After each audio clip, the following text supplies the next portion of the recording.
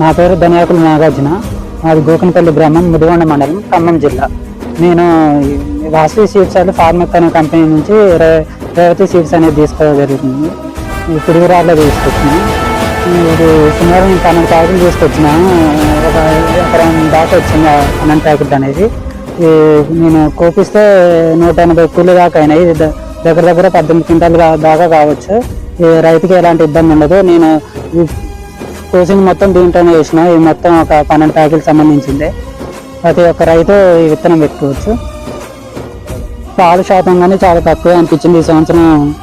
వాళ్ళ వరకు న్యాయం. ఆకు అలాంటివి ఏమన్నా రాకుండా మంచి ఎగటం కానీ మంచిగా బాగా దిగుతుంది విత్తనం అనేది. రైతులందరూ పెట్టుకోవచ్చు ఈ విత్తనాన్ని, ఎలాంటి ఇబ్బంది ఏమి ఉండదు.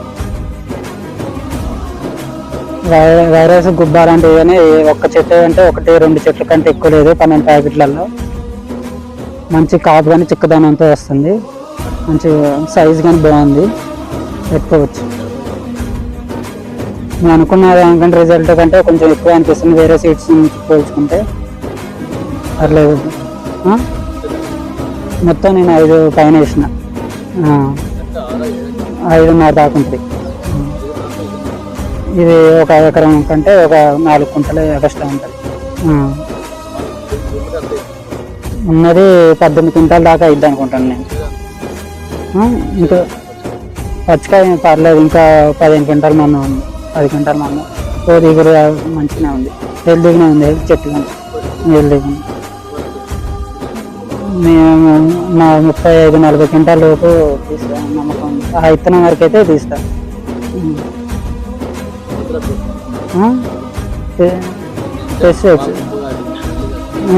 లేదు పర్లేదు. ఇదైతే ఇది అనేది మంచిగా తేట ఉంది. హెల్తీ చెట్టు అనేది దానికి దీనికి డిఫరెన్స్ చాలా ఉంది. ఆ చెట్టు చెట్టు లేదు, కన్ఫామ్గా డిఫరెన్స్ అనేది ఉంది.